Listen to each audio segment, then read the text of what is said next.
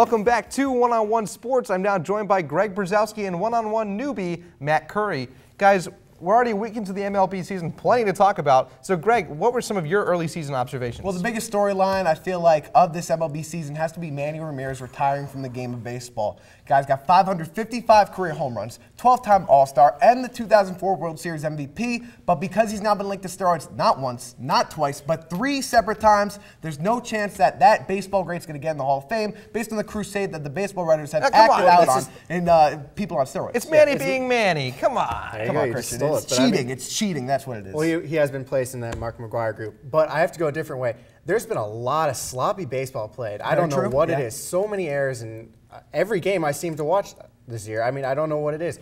The biggest one. There's stupid mistakes too. It's the Red Sox lost a game by the runner going past second base. You don't do that. In the MLB, you should be sent down for something like that. It's fundamentals. And yeah, you're right, man. It's been a crazy, just awful defensive season. Greg, I got to go with you on this one, though. Manny Ramirez, come on. This is a joke.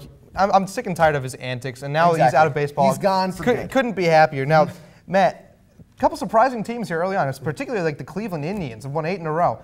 Are there any of these teams that have had hot starts that you think can sustain it through the season? I think it's got to be the Baltimore Orioles. Oh, come on, They did it at the end of last year. You got to be joking. They got the new manager, and they're set to go. They have a lot of new players coming in this year. Vlad, Lee. I mean, those guys can hit. Mark Reynolds coming in. I know he didn't bat that well last year, but he'll put up the home runs and the RBIs to go with it. So this is a team that has stocked up, and they can hang with those teams. The likes of Mark Reynolds, Derek Lee, and Vlad Guerrero are supposed to take down the powerhouses of the Yankees and the Red Sox? No way. Look, Matt, it's a great start from the Orioles, and the Indians have played well as well, but I need to see more than 10 games from a team before I think that they could stick in a season. So I think both teams, while off to good starts, no chances that they're going to be still in the playoff hunt.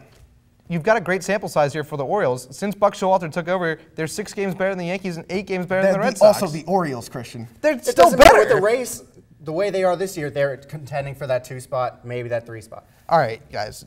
Now, there's 2 teams. We're sticking with the Orioles in the AL East. 2 teams that everybody thought was going to be good, the Rays and the Red Sox, have not been thus far. So, Greg, do you think that these teams are as good as advertised? Well, I think that the Rays definitely are not. They're not the same team they were last year. They lose guys that were very key to them in Carl Crawford, probably the best player the franchise has ever had, Rafael Soriano, and Carlos Pena. I definitely think that they're on their way out in the American League. But the Red Sox, they're just off to a tough start. If Josh Beckett could turn it around and that offense puts some pop into their lineup, they'll be back at the top, sure enough, at the end of the season. This is also without Longoria, too. Longoria is on the DL, as you know. And this is just one of those seasons where you can see once he's done with his contract, they're going to be losing him. I don't even know why we're talking about the Rays. I didn't think they were any good going into the season. Now, their biggest acquisitions were Johnny Damon and Manny Ramirez, and they're already down one of them. And I think the Red Sox, I think they'll come back. Give it maybe 3 weeks and they'll be back to 500 and above. It's too much talent. Way too much talent. It's like the Miami Heat. And you talked about Josh Beckett, who absolutely destroyed the Yankees the other day. I mean, he's looking like he's got that form back. But as for now, I think you guys are right. The Red Sox are going to come out of this funk. They'll be there when the season's over. Time once again to take a quick break, but when One-on-One returns, Eric will sit down with Paolo De La Feld to discuss this past weekend at Augusta. Is Tiger back? Stay tuned to find out.